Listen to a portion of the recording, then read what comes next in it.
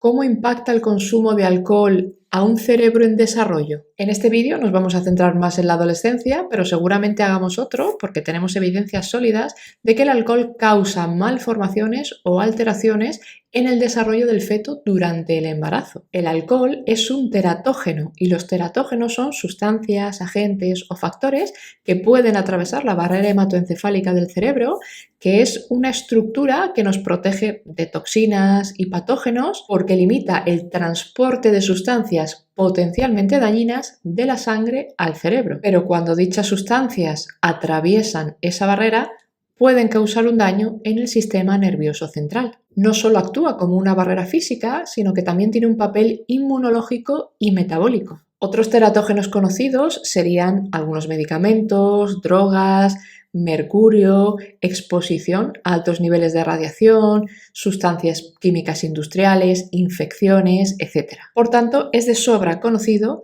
que el alcohol puede provocar efectos adversos en el crecimiento y el desarrollo y además puede dar lugar a una serie de trastornos conocidos como TIF, trastornos del espectro alcohólico fetal, que van a incluir problemas físicos, problemas cognitivos, problemas comportamentales, etc. Ahora bien, el consumo de alcohol durante la adolescencia, bien temprana, bien tardía, afecta tanto a la estructura como a la función de ese cerebro en desarrollo. Estructura se refiere a que puede alterar el volumen y la distribución anatómica, y función se refiere a que puede comprometer determinados procesos mentales relacionados, por ejemplo, con el autocontrol y la toma de decisiones. De inicio vamos a echar mano de una revisión sistemática de estudios de resonancia magnética y de resonancia magnética funcional en jóvenes que consumen alcohol frente a chavales que no lo hacen. Ya hemos explicado en otros vídeos que la MRI se utiliza para ver la estructura del cerebro y los cambios que se pueden producir en sustancia gris, sustancia blanca, daños en estructuras o cambio en el tamaño de ciertas áreas. Y la fMRI permite observar la actividad funcional del cerebro mientras a la persona se le van administrando una serie de tareas cognitivas. Bien, pues en esta primera revisión que vamos a utilizar se analizaron 21 estudios y vamos a poner un pequeño contexto y enlazarlo con otras investigaciones para que todos sepamos de qué estamos hablando. 1. El consumo excesivo de alcohol se refiere al consumo de 4 o más bebidas, unidades, por ocasión. 2. Hablamos de bebedores regulares cuando se consume alcohol más de una vez por semana. Los bebedores ocasionales frecuentes serían los que beben menos de una vez por semana, pero más de una vez al mes. Por otra parte, los bebedores ocasionales infrecuentes serían cuando se bebe menos de una vez al mes. Y luego tendríamos el consumo excesivo episódico, que se refiere a cuando bebes entre 5 y 6 unidades en un periodo de tiempo que va entre 4 y 6 horas. El consumo regular de alcohol y el consumo excesivo episódico habitualmente se superponen. La mayoría de personas en España que informaron de consumo excesivo episódico en el mes anterior se encontraban en la categoría de bebedores regulares. Y seguro que más de una hora se está sorprendiendo por lo que se considera cantidad excesiva, pero pensad que lo normativo es no beber alcohol. Por muy socializado que lo tengamos gracias a los 300 anuncios sobre bebidas alcohólicas a los que estamos expuestos desde la primera vez que tocamos una televisión, o de cómo se recurre a él en series y en películas cuando uno tiene un problema. 3. Tenemos también un tipo específico de consumo excesivo episódico, que sería el binge drinking, que se refiere a un consumo muy elevado de alcohol en un periodo muy corto de tiempo, y puede ser desde 5 unidades en apenas 2 horas hasta más de 10 bebidas en el mismo evento u ocasión. Tanto el consumo regular de alcohol como el binge drinking a una edad temprana pueden dar lugar a sintomatología de lo que conocemos como el trastorno por consumo de alcohol. O sea que no es una broma. Una proporción de jóvenes de países anglosajones, principalmente Estados Unidos y Reino Unido, informa haber comenzado a beber al finalizar su educación primaria. En Estados Unidos, el 15% ha llegado a señalar que habían comenzado sobre los 13 años y en Reino Unido aproximadamente el 12% indica haber empezado a los 11 años. Y no hace falta irse hasta allí, porque si nos quedamos en España podemos ver que el alcohol es la sustancia psicoactiva más consumida entre los chavales de entre 14 y 18 años, aunque parece que aquí se empieza un poquito más tarde no como en Reino Unido, y sí más similar a Estados Unidos. Así que nos tenemos que poner en el cerebro de un niño que está entrando en la adolescencia hasta un adolescente, vamos a decir, ya consolidado, ¿no?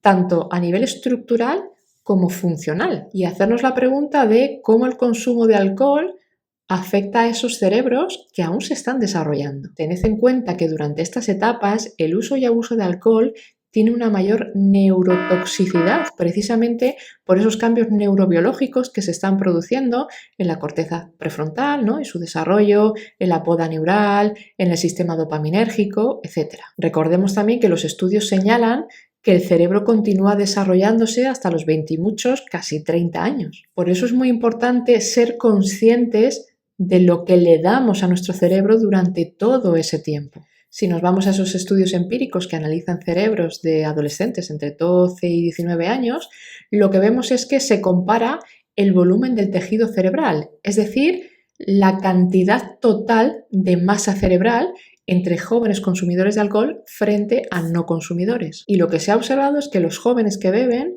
presentan una densidad de sustancia gris un 12,5% más baja que los no consumidores, principalmente en áreas frontales, parietales y temporales izquierdas. Es decir, esto ya nos está sugiriendo que hay un impacto notable en la estructura cerebral. Y recordemos de otros vídeos que aunque en el cerebro todo está conectado, si nos situamos un poquito más en estas áreas, estamos hablando de un impacto en funciones cognitivas que nos permiten la producción y comprensión del lenguaje, el mantenimiento de la información, el control del comportamiento y la autorregulación emocional, e incluso hablamos de habilidades que tenemos que aprender como la lectoescritura o la aritmética. También hay estudios más específicos sobre el binge drinking en aquellos que habían tenido ese atracón de alcohol al menos en los últimos 3 meses, y lo que observaron es que tenían menor sustancia blanca y menor sustancia gris en el cerebelo y en concreto en el lóbulo lateral izquierdo.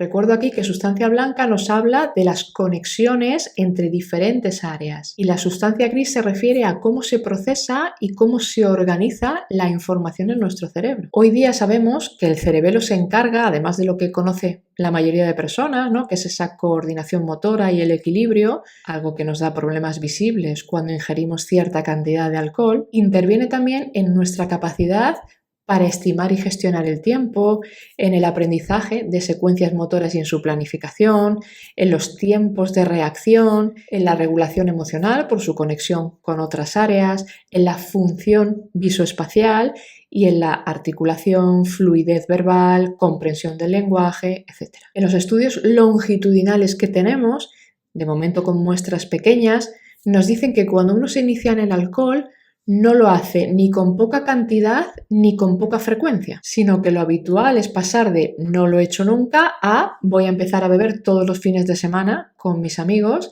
y en cada ocasión además se ingiere una media de 5 bebidas. Si pensamos en las definiciones que dijimos antes y nos vamos a mínimo 4 ocasiones al mes más esa cantidad, estamos hablando de bebedores regulares y de binge drinking. Cuando se examinaron esos cerebros en comparación con los no consumidores, al principio no vieron mucha diferencia, pero cuando volvieron a explorar esos mismos cerebros al cabo de 2 años, por eso son estudios longitudinales, vieron que los consumidores tenían una disminución del grosor cortical, de esa sustancia gris, y también de sustancia blanca, y en concreto en el giro prefrontal derecho, en el giro lingual, en el giro temporal medio y en el cingulado anterior. Es decir, que cognitivamente hablando, a lo que afecta es al control de impulsos, a la toma de decisiones, al control motor voluntario, a la interpretación de la información visual, al procesamiento de la información, a la consolidación mnésica, a la capacidad de concentración, a la autorregulación emocional. Además, aumenta la vulnerabilidad en el sentido de que tienes menor resistencia al estrés e incluso hablamos de conductas desinhibidas. Y durante toda esta etapa ya tenemos suficientes vulnerabilidades psicológicas, y os invito a ver el vídeo sobre la salud mental adolescente, como para encima añadir más cosas. En más investigaciones con chavales bebedores de fin de semana, ¿no? Que muchas veces pensamos, bueno, si toda la semana no bebo y solo bebo el fin de, eso no pasa nada.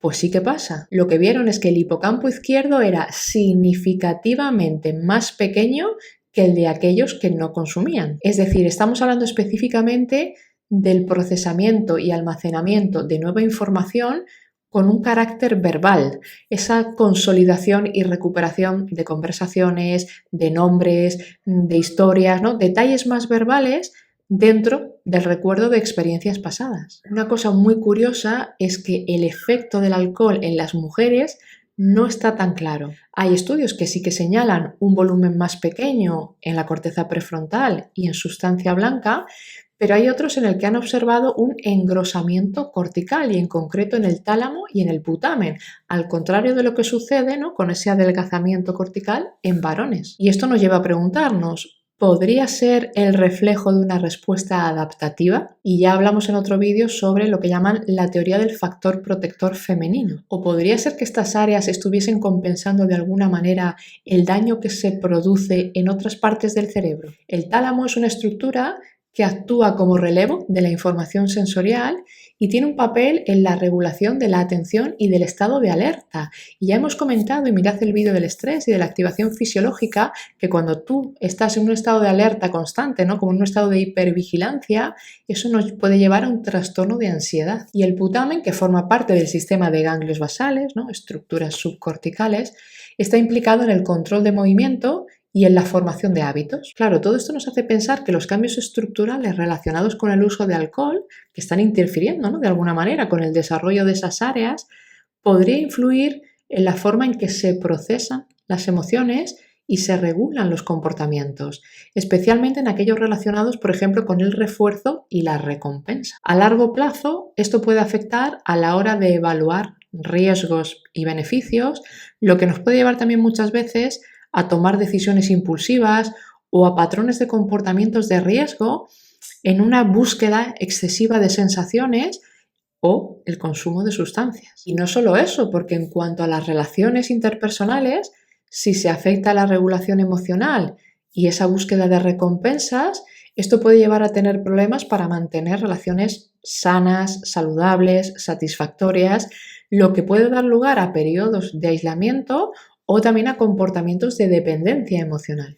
Y como digo siempre, ya venimos con bastantes factores de riesgo, todos y cada uno de nosotros, como para encima añadir más voluntariamente. Y el problema del alcohol es que además está absolutamente normalizado en nuestra sociedad y tenemos que ser un poco conscientes de cómo afecta el desarrollo de áreas cerebrales y sus conexiones, por las implicaciones que tiene. Ahora bien, tú no le puedes pedir a un adolescente que no beba si te está viendo a ti beber en casa, o si lo haces cuando estás con los amigos y ellos te observan, o en las cenas familiares, por ejemplo, si me ocurre en la Navidad, ¿no?, si te reúnes en familia. Lo de yo bebo porque soy mayor, pero tú no, eso no funciona. Y además es que los estudios de resonancia magnética funcional en tareas cognitivas lo que han observado es que distintas regiones cerebrales que no son nucleares o que no son las más relevantes para esas tareas en concreto se activan. Y esto nos puede hacer pensar en mecanismos de compensación que está utilizando nuestro cerebro porque aquello que sí necesitas cognitivamente hablando no se está activando de la manera en que debería. Y también nos hace pensar en patrones de activación cerebral menos eficientes. Y eso afecta a tu capacidad para controlar tu atención, para regular tus emociones y conducta, para tomar decisiones informadas, para adaptarte a las demandas sociales. Y todo ello afecta a tu vida diaria y a la de los que te rodean. En un estudio muy reciente de 2024 y de autores españoles, analizaron la relación entre el consumo de alcohol en adolescentes y las diferencias en la neuroanatomía y en la conectividad cerebral, más que nada para identificar perfiles de riesgo a edades tempranas y poder prevenir comportamientos de consumo. Y lo que vieron es que aquellos con una baja función ejecutiva, y aquí estamos hablando de distintos procesos cognitivos, recordemos que no son las funciones ejecutivas, tenían una elevada búsqueda de sensaciones, que esto lo hemos tocado cuando hablamos de personalidad, con patrones de conectividad específicos, lo que nos lleva a pensar que seguramente haya personas con cierta predisposición al consumo y esto es algo que ya se ha visto en otras investigaciones sobre neurodesarrollo y sobre personalidad. En consulta lo que sueles ver con chavales es que aquellos que tienen un pobre autocontrol en general, que son impulsivos, que son inestables emocionalmente, que son tendentes a la ansiedad como rasgo e incluso a estados de ánimo depresivos o con un perfeccionismo desadaptativo, todos esos rasgos son más comunes en aquellos que caen en un consumo problemático. Y no solo con sustancias, hablamos también de adicciones comportamentales. Me da igual que sea el móvil, redes sociales, videojuegos, compras online, etcétera, etcétera. Y por cierto, sobre el uso abusivo del móvil y las redes sociales tenemos un vídeo específico, así que échale un vistazo. Y en mi caso, que yo no me dedico a actividades sanitarias, yo no voy a tratar estas problemáticas, pero sí veo cómo afectan en el rendimiento académico, que es de lo que yo me encargo. Y esa tendencia al consumo se puede ver también en chavales que tienen una eficiencia cognitiva por encima de la media, porque son personas muy conscientes de aquello que les rodea, son muy autorreflexivos, incluso excesivamente, y al final acaban siendo también muy críticos y muy duros con ellos mismos. Se preocupan constantemente sobre su comportamiento, sobre sus emociones, sobre las de los demás, sobre lo que pasa en el mundo, y todo eso en distintas ocasiones les genera un nivel elevado de estrés, y cuando tú tienes mucho estrés y no sabes cómo canalizarlo, tratas de mitigarlo a veces mediante el uso de sustancias o con determinados comportamientos adictivos. E incluso podemos ver que lo derivan hacia la ingesta de comida, y tenéis un vídeo específico sobre el trastorno por atracón y sobre cómo impactan los ultraprocesados en el neurodesarrollo.